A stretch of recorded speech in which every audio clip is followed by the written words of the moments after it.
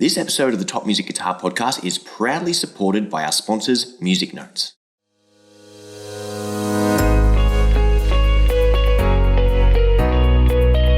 You're listening to the Top Music Guitar Podcast, the show for guitar teachers to learn about the craft of teaching great guitar lessons that students love. If you're looking to start or expand your studio and make guitar teaching your full-time dream job, you've come to the right place. Each week, you'll get to hear from some of the top guitar teachers from around the globe and get their best tips and experiences so you too can build your own dream studio. I'm your host, Michael, and I've founded one of the top guitar schools in Australia, written a best-selling curriculum, and I mentor guitar teachers.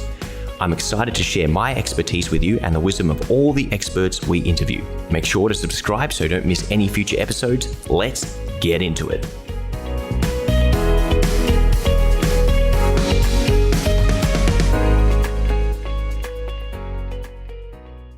Hello and welcome to another episode of the Top Music Guitar Podcast. Today I've got a very special guest, somebody who is training guitar players all around the world to make more money, as well as offering some really cool courses through his Your Guitar School online program with a bunch of different offerings there. And our guest today is none other than John Gilliat. John, welcome to the podcast. Thank you for coming on. Yeah. Hey, Michael, it's great to be here. And thanks for having me. This is very cool. Now, John, you're someone who I've seen a lot of on Facebook just through, I guess you connected with me a couple of years back, maybe even pre-pandemic. I'm not 100% sure. And I've been a member of your Facebook group for a while. So not an actual client of yours or a paying customer, but someone who's aware of your presence and inspired by some of the wonderful things you're doing for guitar players and beginner guitar players all around the world. So maybe give the listeners a brief overview of your story so far and how you've gone from just a standard guitar teacher to somebody who has a specific niche of, solo acoustic musicians and of course, training beginner guitar players through your online, ventures as well. Sure. Well, it's a pretty long story, but I've got it pretty condensed, I think now, just because I've been, doing this for 47 years or something like that, playing and where it's taken me to get to this point. But I basically started playing at about 10 years old. And like a lot of people, I just studied with private teachers. I learned songs from, back in those days, records and cassettes. I don't know if you ever had to deal with that. But yeah, when we were learning a song, you'd be picking up a needle on a record player, right? And trying to get it just in that right spot so you could figure out a tune.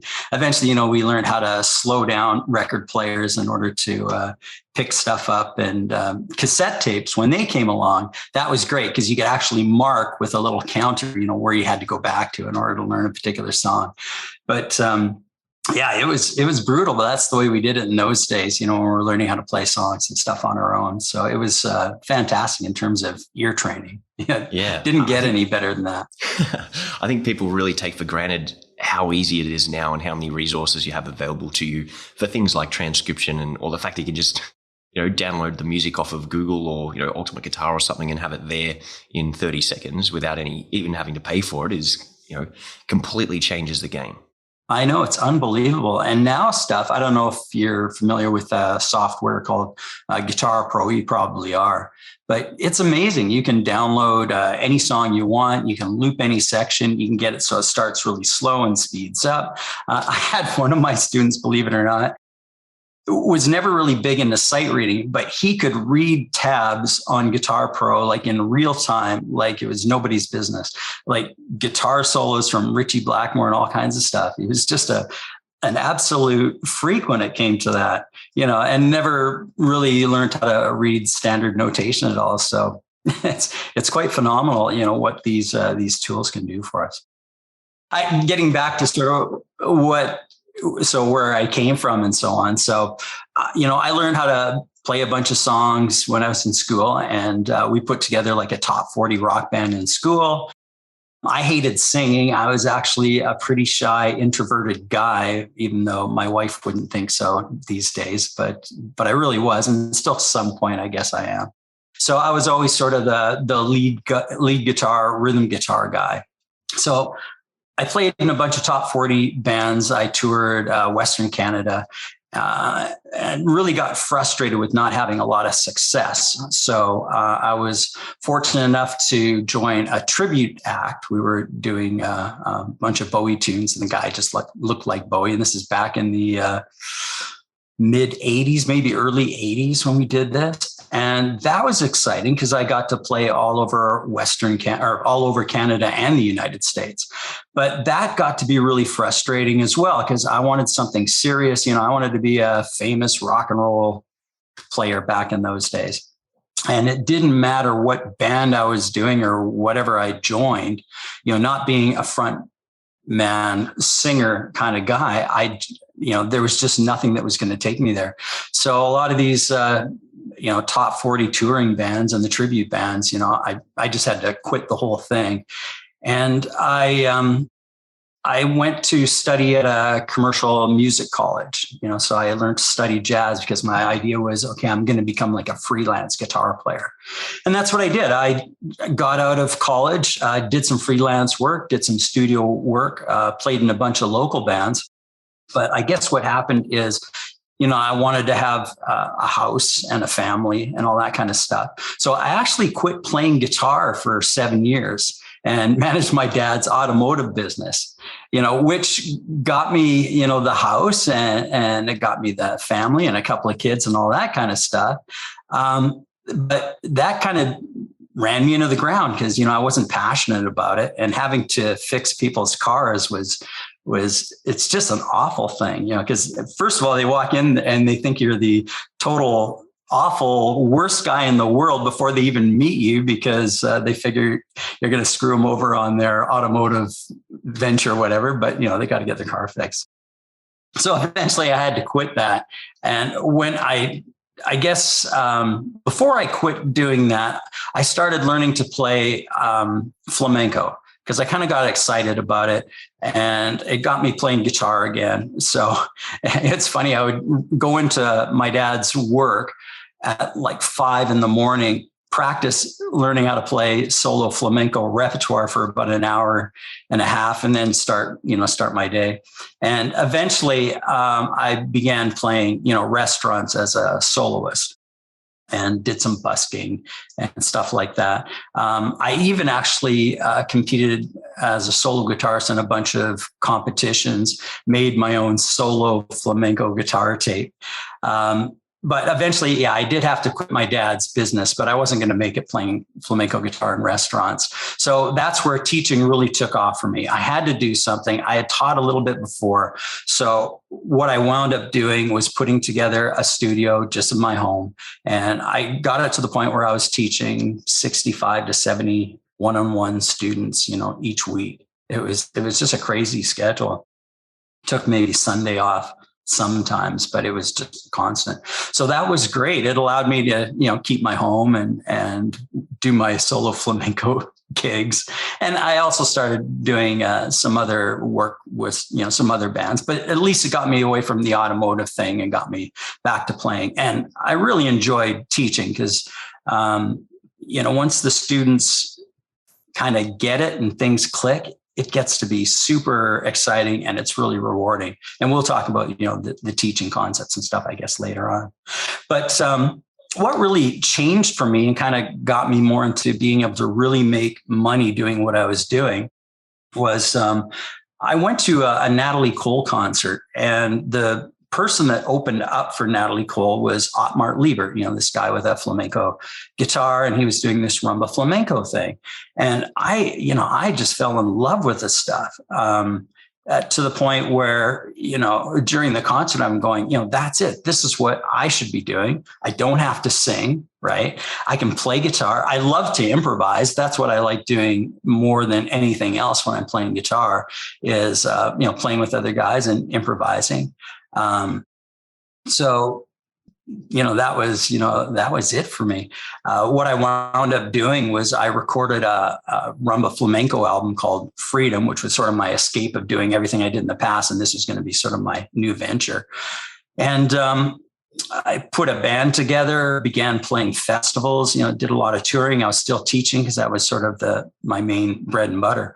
But I found that doing this rumba flamenco thing and selling CDs back in those days, we made a lot of money through CD sales, and we became, or I did anyways, became quite successful at sort of the rumba flamenco thing and having my own music. So that was really good.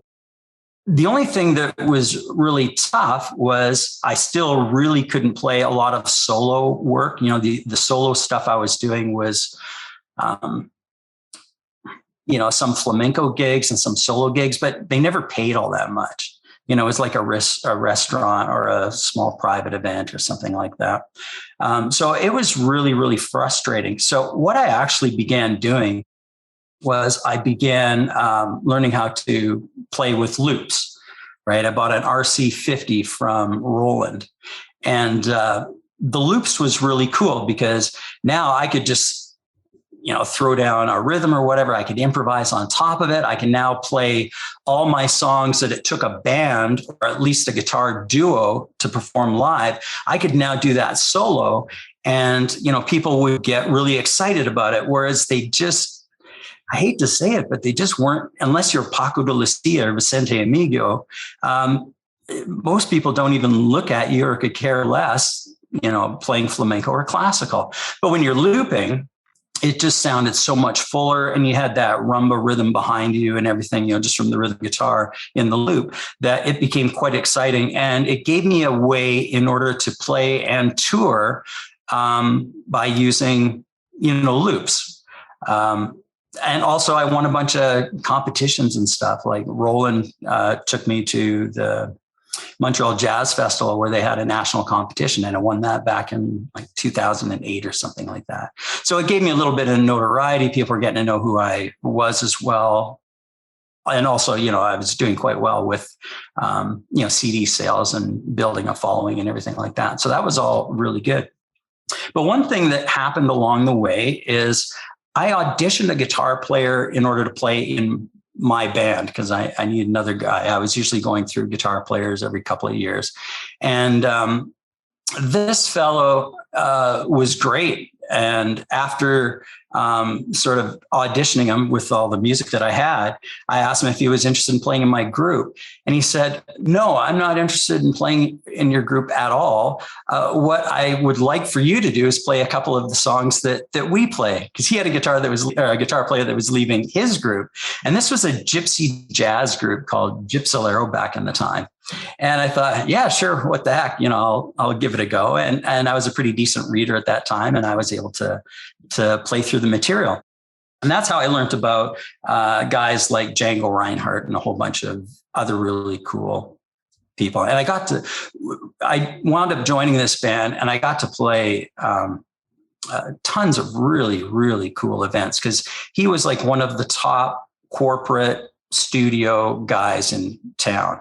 And by corporate, I mean, he was not just playing restaurants and stuff. They were doing all this corporate work, weddings, big private events and stuff that paid a lot of money. So this is what got me into, how to actually make money, because it didn't matter what I was doing with the rock bands and not being a frontman singer, I could never get in something that was going to take me someplace.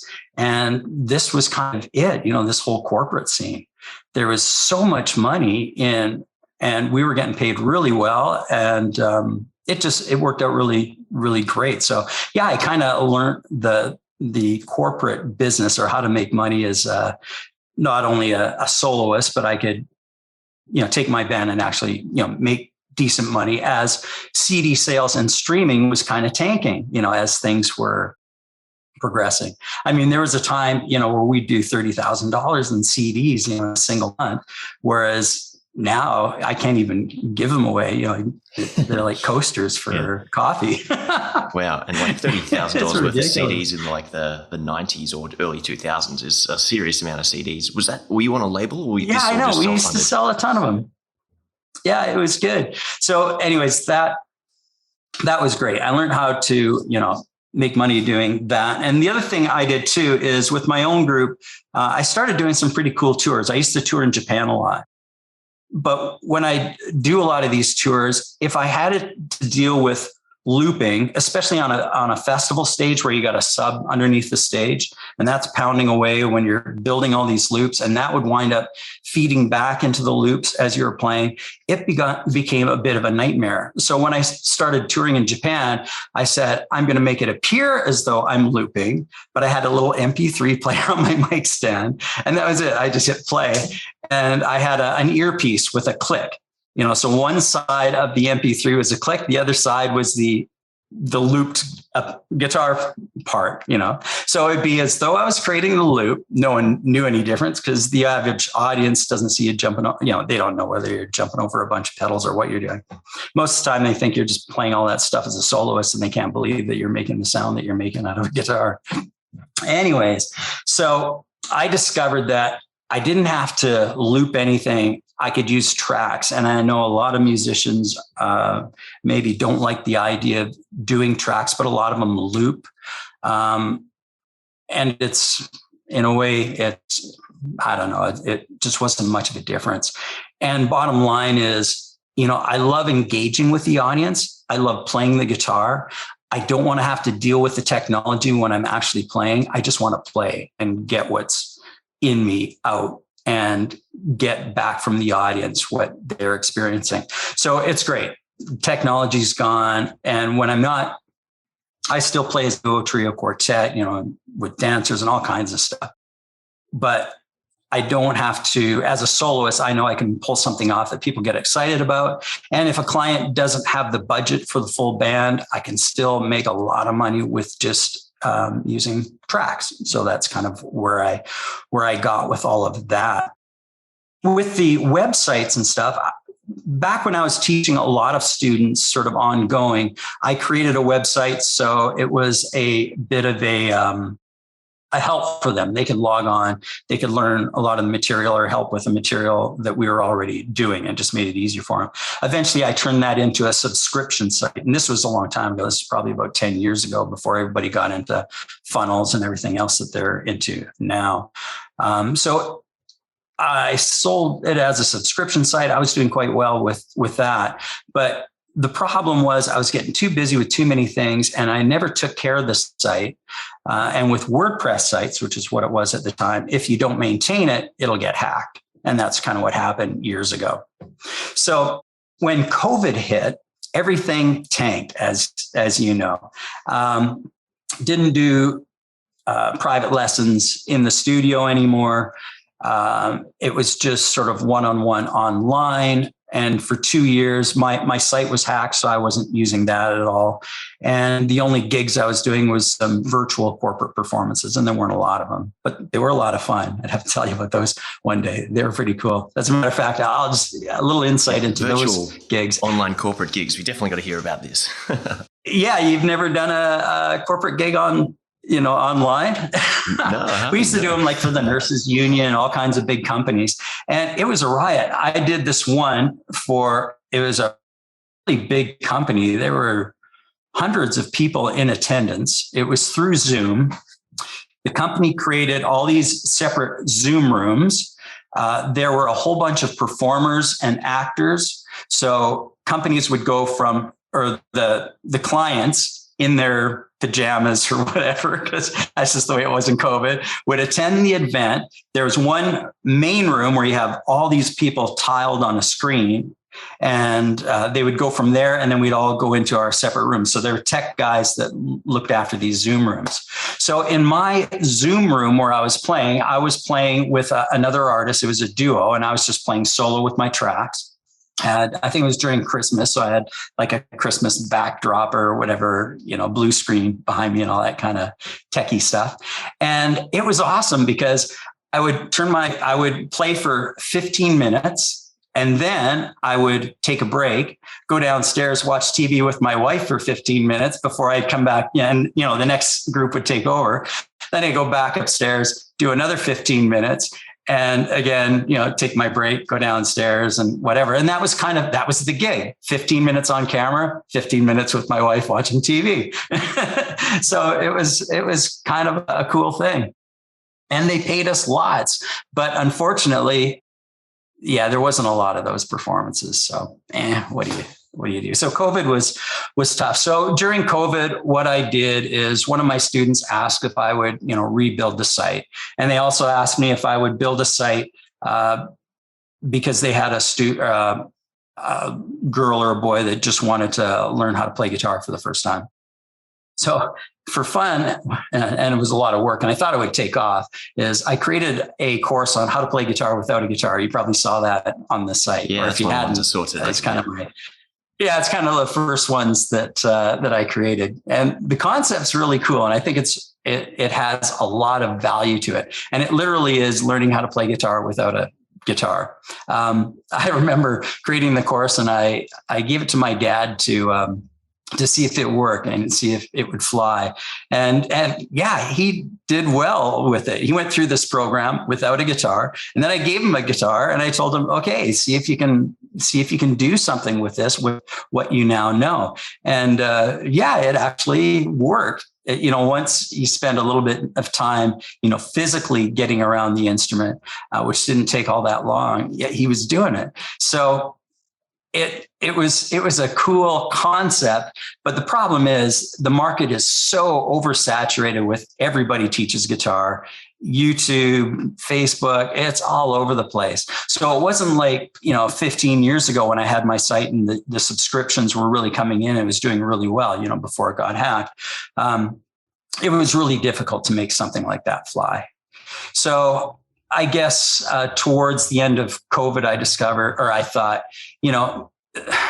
what I do can be done very easily, like what I do and what I make a lot of money doing as a guitar player. Others can do, I wouldn't say quite easily right away, but over a fairly short period of time. And depending on their ability, they can pull this off and they can actually make really decent money. And there's a way to do it. And they don't have to jump through years and years of, going one direction, the other direction to finally narrow things down where you could actually play guitar for a living and enjoy yourself. And you don't have to be a singer and you don't have to be like a virtuoso in order to do it. Because I really still don't consider myself to be a virtuoso, Vicente Amigo, the guys, I was striving to be back in the day. I just do what I do and I enjoy it. And even if you're not to my ability, you could do it as well. So that's a big part of my teaching. And that's what I get excited about now, when I'm teaching guys to play guitar. So that's kind of my story. And I know since like post-COVID, hopefully post-COVID, where we're at now, man, I have been unbelievably busy and can't keep up with the live performance work. So, if you want to get out there and do private events, corporate events, and make decent money, that, now's the time to do it, because people are exploding for live entertainment again, more so than they ever did before. It's not like you're stuffed in a corner and they ignore you. People actually appreciate it again, so it's great. Anyways, that's kind of my story. Yeah. Hopefully I didn't drag it on too long.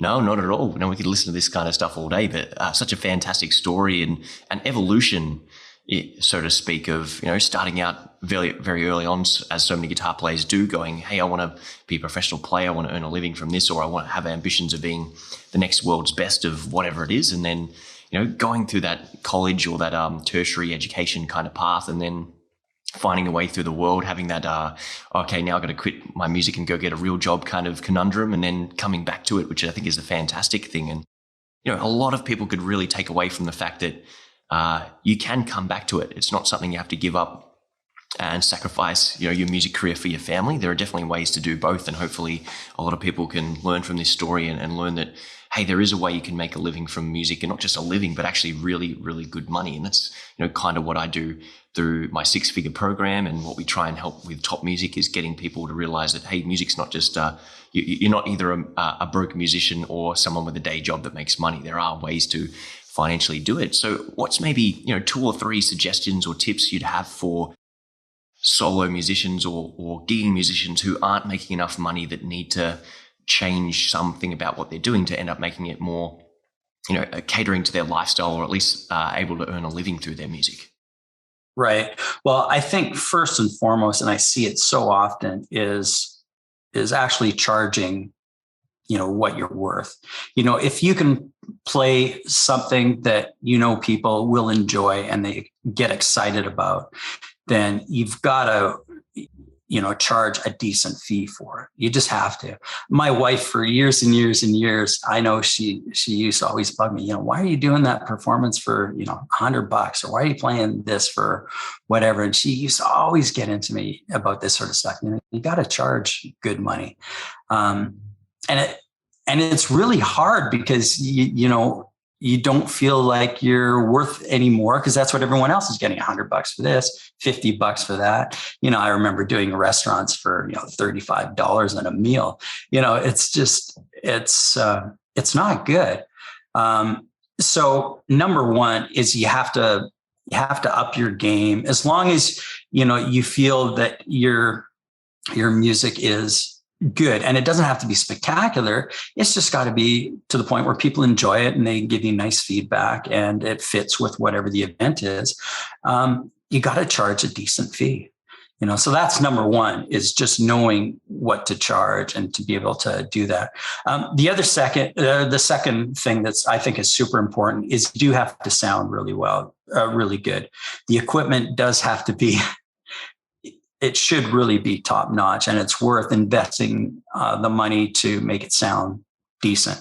And decent doesn't mean you have to have the most expensive gear. It just means you have to go about it the right way. If you're a nylon string guitar player, having reverb and setting it up right, using compression. I remember back in the day, I've done corporate events where I didn't have a PA system at the time. I couldn't afford it. I had a home stereo amplifier. I had two speakers that I took out of regular stereo boxes and put them into a box that looked like a PA speaker that I built. And I remember using this home stereo as my PA for a corporate event in a foyer of a really fancy Whistler hotel.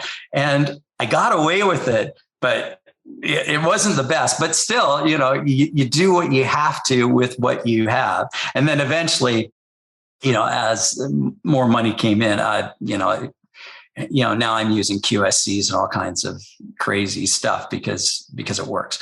But you don't necessarily have to have the very best, but you got to make sure that you make it sound really good. And that's just knowing how to use EQ, reverb, all those little toys and stuff that are available to us that can make us sound like $1 million, or make us, if we don't use it right, make us sound like, the guy out on the street who's maybe not so good. I hope that kind of makes sense.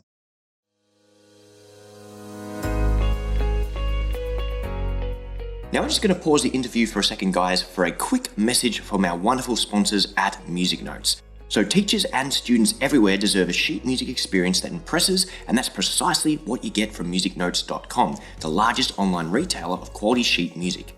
Now it's all about the attention to detail with Music Notes because they're run by musicians for musicians. So Music Note hold every piece in their catalog to the highest standard for the best experience, whether it's in the practice room right up to the performance. Now, Music Notes has the perfect arrangement for every musician, and every purchase is available right away. There's no shipping, they never run out of print, and the transcriptions are always available in the right key. So simply print from the Music Notes website or use the free Music Notes app to view your sheet music anywhere, anytime. And as an exclusive to our listeners, Music Notes are offering 25% off e-gift cards for a limited time only. So visit musicnotes.com/topmusic to claim this very special exclusive offer, and there's no code required.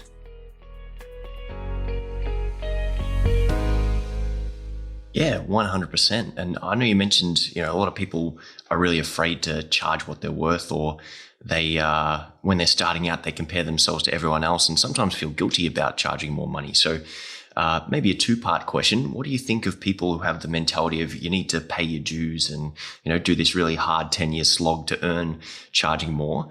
As well as what do you say to people who feel bad about charging more money or don't actually, they're not really financially savvy and think money's the root of all evil? What are your sort of thoughts on those two kind of mentalities there? Yeah, well, you do have to pay your dues, And even with my program, if you've never played for anyone before as a soloist, you do have to build your repertoire, to a point where you can do a 3-hour performance or a 2-hour event or those things. So yes, you are, if you've never worked or played guitar for a living, you are going to have to do that. And you also have to get over your fear. There's a lot of guys. I was the same way. I was terrified to play as a soloist for anyone. When I played in a band, I could play in front of hundreds of people in a nightclub or a festival, and it wasn't so bad because I had the band to lean on. But as soon as I remember starting to play solo flamenco and building my repertoire, I remember inviting my friend over to sit at the other end of a table, and I was going to play songs for him so I could get over this fear of doing the solo stuff.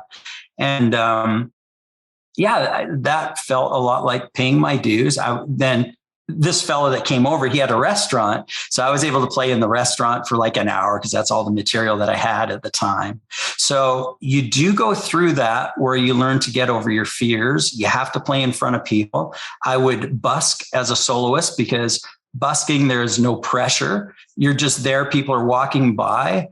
I remember just going into music stores, picking up a nylon string guitar and practicing my solo repertoire there. So yeah, it is kind of like performing for free, but it's at a music store, so everyone's okay with it. And they actually used to love it. I would come in, I'd play all this material and sitting in the corner, and it worked well for the store, and I would get students out of it. And I had, as I was getting better and I felt like, okay, I could do this, I've got enough where I could charge something and play for someone. I remember there was a coffee shop I would go to every day, and I would just ask them, can I come in here? I'll buy coffee, but I just want to sit and practice my repertoire because I'm learning to play for people or whatever. So I would go to the coffee shop almost every day.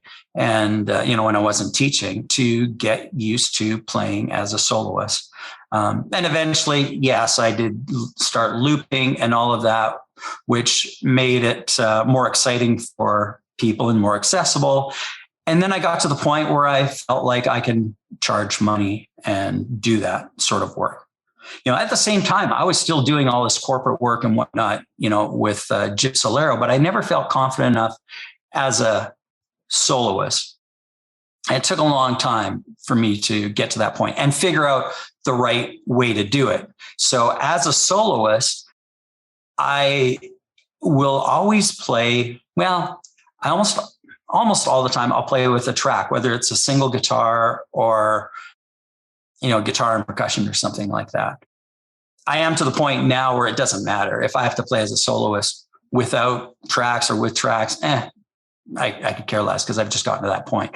But starting out, you're going to have to pay some dues as I did to build your repertoire, but the repertoire doesn't have to be extremely difficult to get you there. And you can expedite the whole thing by not having to feel like you are a karaoke artist by using tracks.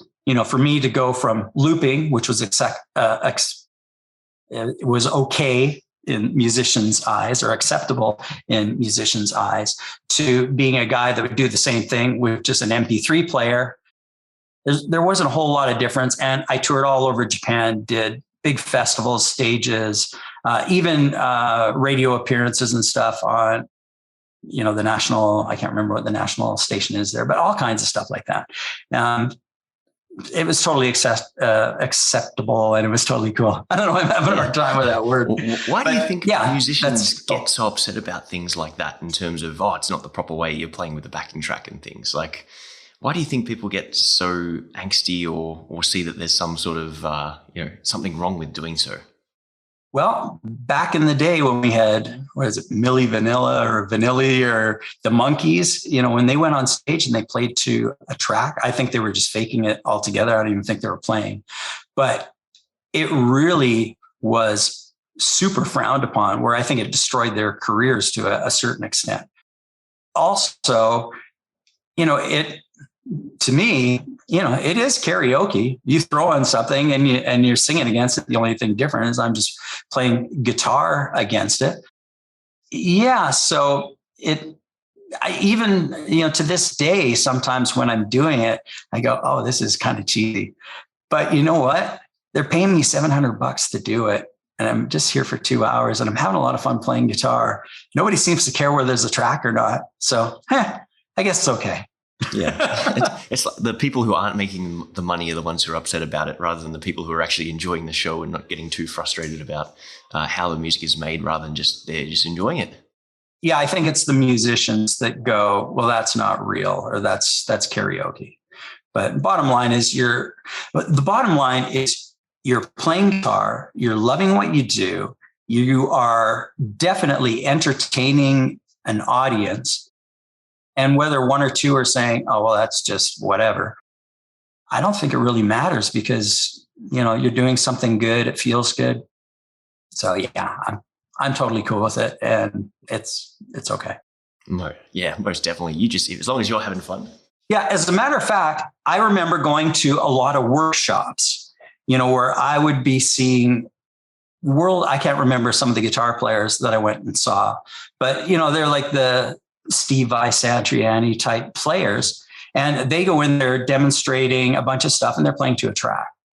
So it must be totally acceptable. If they're doing it at a workshop, it must be totally cool. And also, I talked to a lot of techs, engineers. As a matter of fact, I'm playing a jazz festival in a couple of days. Jazz festival. This is totally wrong, because I'm going to use a track for it. The reason being, I'm playing with a percussion player. I'm playing with a bass player, my second guitarist, and myself. But they didn't want to pay for an extra player, because usually I'd like to have a drummer as well. So I have kick, a shaker and hat. I just like to have that extra stuff there now. So that's in a track. And talking to a lot of the sound techs that work festivals and stuff, they have bands that go in there with tons of tracks, like 16 channels worth of tracks that they've got to mix, along with a large band on stage. This is nothing new. It's just no one's talking about it. So it's totally acceptable. And whether you like it or not, yeah. It's one of those big industry dirty secrets that if you only knew to what degree it was going on. But yeah, at the end of the day, as you said, if you're having fun and you're making a living, or you're getting paid to have fun, then more power to you. Don't care what anyone else thinks, or let the thoughts of the few hold you back from the many having a great time. But on the flip side of that, so we talked about some tips for musicians. What are some mistakes that you see solo artists or gigging musicians make that they can potentially avoid? Yeah. I know there are things that when I see someone perform, I go, one big thing, and I talked to one of my students about this too, is just using a set list so you know what songs are coming up next. So you're organized for the performance. I do so many different performances. I'll do like an Italian wedding, or I'll do a salsa thing, or a Caribbean thing, where I'm playing with a drummer that plays steel drum or whatever. But regardless of the event, I won't say all the time, but I always have a set list. I have a program that we're going to follow through. So we don't have to stop in the song and go, oh, okay, what am I going to do next? Or flip through a bunch of sheets or whatever. Have a set list, because I do see a lot of performers in restaurants and even on corporate events where they stop and they're just talking between themselves, and it's got to be a performance, like you're playing a music festival, even if it's a background whatever. I think you have to keep people engaged. So I think that is definitely an important thing. The other thing, players that rehearse in between songs, guys that do that, just noodle. As a soloist, it's kind of cool if it works within coming out of one song into the next song. And I enjoy kind of setting up the song with something that I'm kind of going to do solo before I go into the song. That's all cool. Or if you're playing to an audience where you're okay to engage with the audience, where it's not just background music, having something in advance that you're going to talk about. So, I think those things are important. It makes you look like a professional. So make sure you have a set list. be professional and don't have a conversation between songs that isn't engaging the audience and whatnot. Yeah, excellent advice there. Now, that covers, a lot of your playing and gigging. And in terms of where musicians or anyone listening would want to follow up on this kind of thing, because I'd love to ask you a few more questions specifically about teaching. So bringing this one in for landing, where can our listeners up until this point who are interested in doing more gigs, on making a bit more money from playing as a solo artist or with their band, where can they find out a bit more about that from you? Right. Well, what I've created is a website called yourguitarschool.com. I've just been finished creating, well, not quite finished yet, but it's in the process of being finished, a course on how to make money playing guitar. And now it's as a soloist, and you don't have to be a vocalist and you don't have to be a virtuoso to pull it off. A lot of what this program does, and I've made it very inexpensive too, because I just want to get people involved. And once it's completely finished, then I'll probably bump the price up and stuff. But right now it's just a small subscription fee and you can get involved. So what I do is I give you a repertoire of music that starts out being very easy to play. A lot of music is super simple pop songs that I play, the rumba flamenco material, some jazz stuff that I play. The melodies are really easy. And if you learn to play them with a track, which is acceptable now because we've had this discussion, especially if you want to play, a private event, a corporate event, a restaurant, whatever the case may be. I give you in this program all the tracks, all the charts, even charts that if you want to have a band play along with you, how to play the song, how to improvise the song. It goes pretty deep because I spent a lot of time on this. How to get gigs as someone that's never played before, how to get gigs as someone that's played in bands but never ventured out as a soloist or as a solo instrumentalist. There's a lot of material in there. So that's kind of what I'm offering. And, getting into how simple it can be. I played a wedding, which paid, a lot of money, last Friday. We did it as a trio, but I could have played it as a soloist as well. And I remember the bride wanted for the first song, she wanted us to do a Hootie and the Blowfish song called, I can't remember the name of the song, but a lot of these songs aren't that hard to play. I remember listening to the song and the melody was just a simple motif or melodic idea that just got repeated over and over and over and over again, right? So you learn this 4-note motif and there was a little guitar hook after the motif or after a verse, and that was it. And aside from that, then you just improvise to make it sound interesting and put your own thing in. And I talk about, how to improvise and how to make these songs sound interesting.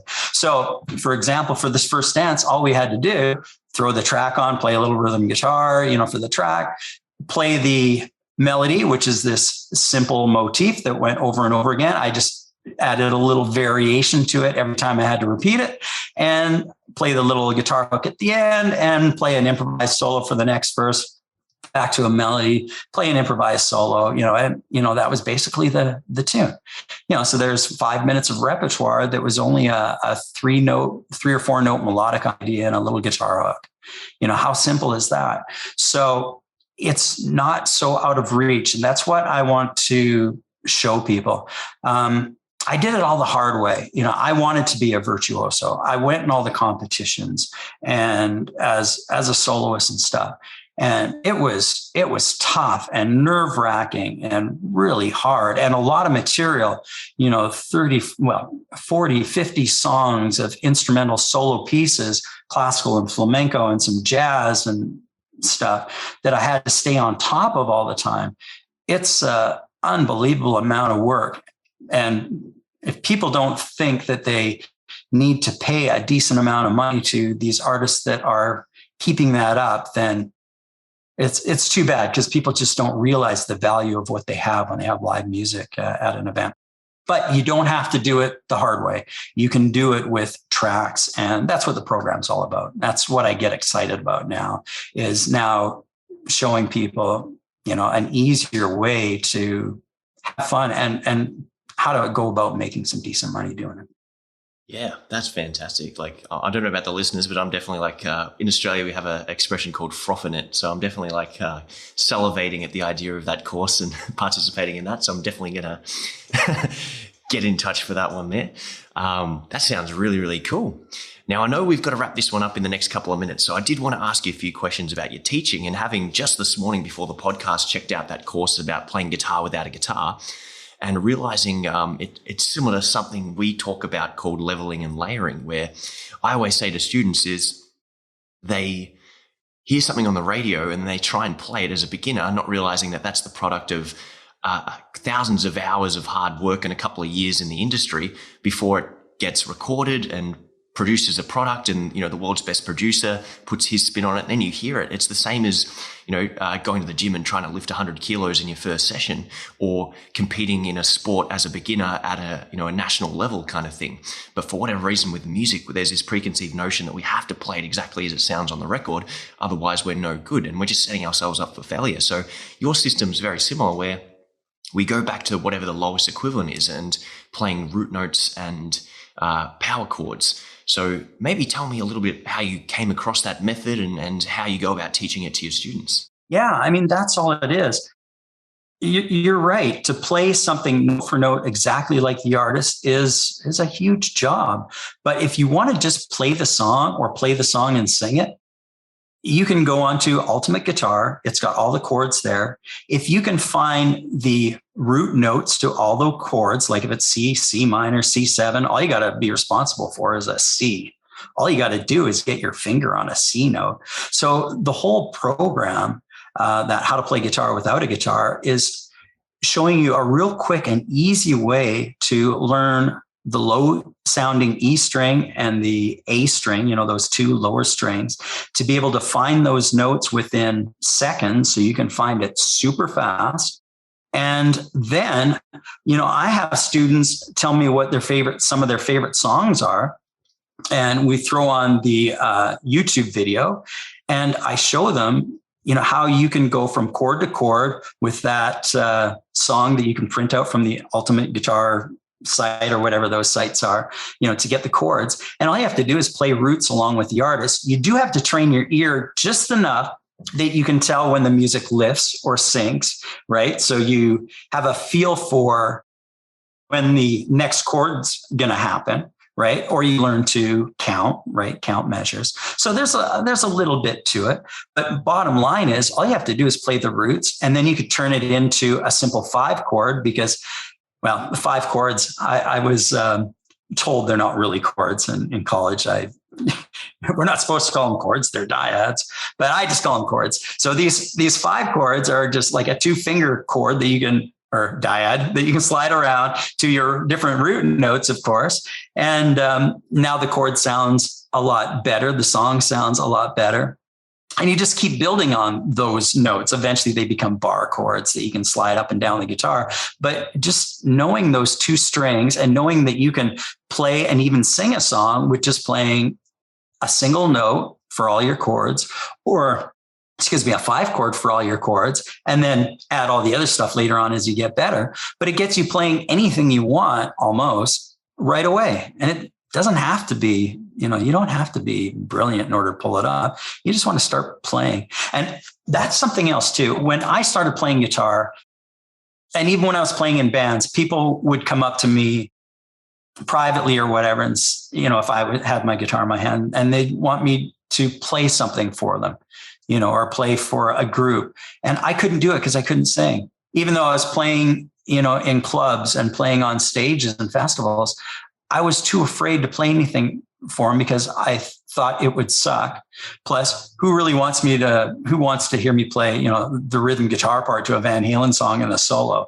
I think, who cares? Because, that's not really playing a song. So the other part of what I do with that course and my beginner's course is I teach people how to play the melody, but I water it down. I do that with my students, my new students. They want to play a song. So what I'll do is I'll teach them how to play the melody as well as maybe just the roots only, or 5 chords, in order for them to play a song from start to finish and be able to play it for a friend, right? A simple melody, maybe just include the roots. So you don't have to be like I was years ago, feeling, well, I have nothing to play for anybody. I just can't do it. I'm too afraid, haven't worked anything out. I want my students to be able to do that for other people. So that's a big part of my teaching. Yeah, that sounds absolutely wonderful. And I think one of the overlooked things there is if you're looking at some of those like 90s grunge bands, they only ever use those 5 chords, the power chord dyad. Like that's, if you can do that, you can do the whole Green Day repertoire or the whole Nirvana repertoire, because that's literally all those guys use. So again, I have students every now and then who'll say, oh, but it's not really the song. You go, well, okay, if you're doing some 6-string like open chords, then yeah, we've still got to work towards that. But this is something you can use to play along to it straight away and still get the enjoyment of playing straight away, which is really important for your beginner guitar students, is giving them that sense of belief and that early victory. So they not only believe in you as a teacher, but them as themselves. But if you can make that distinction and say, hey, this is Smells Like Teen Spirit. This is Gone Away by The Offspring. This is American Idiot by Green Day. All these classic songs are just using these simple ideas. So yeah, if you can do this, you can kind of, once the bar is raised to the point where you can do your power chords relatively smoothly with a rhythm, then you can play a lot of that 90s repertoire there.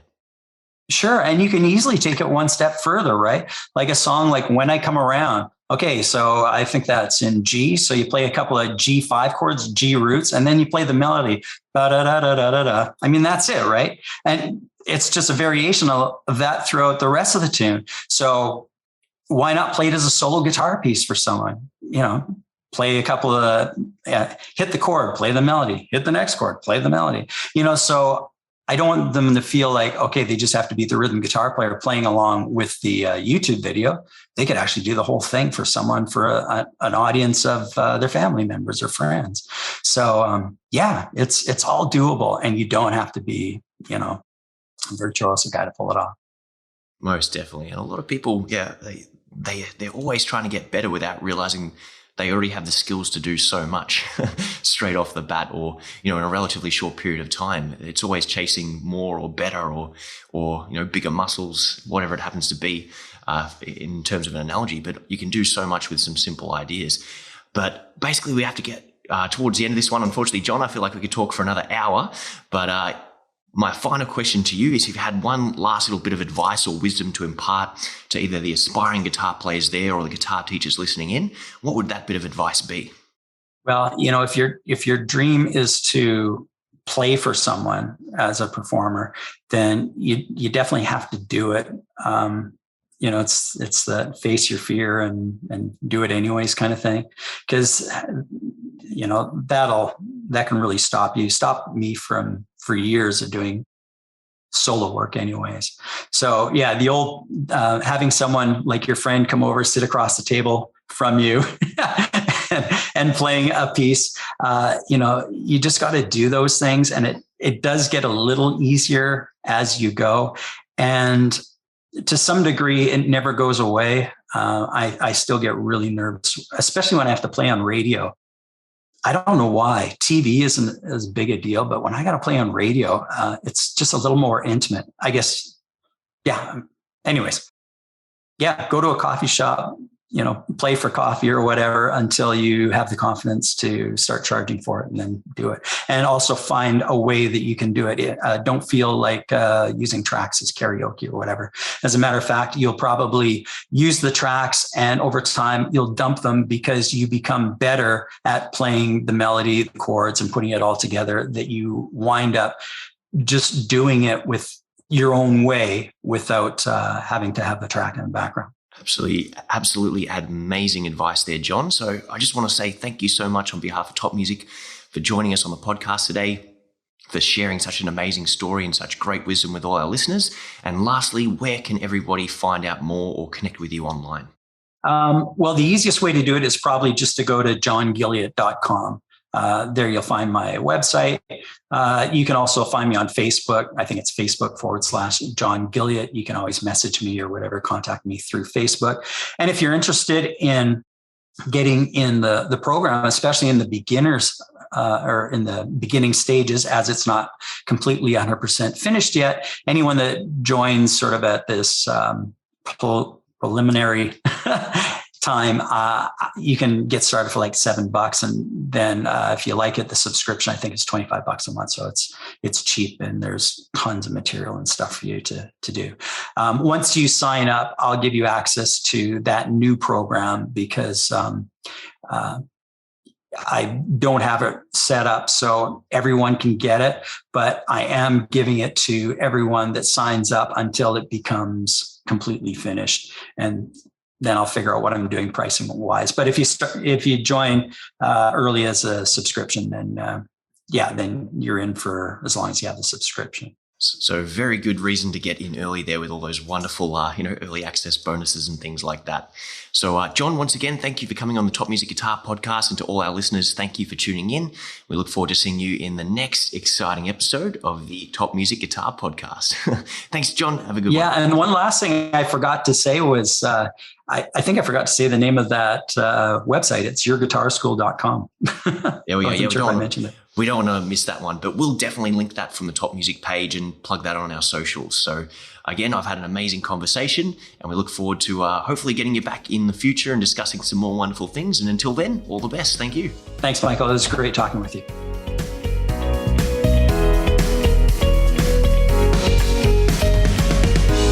If you enjoy this show and want to hear more of our work, be sure to subscribe to this podcast.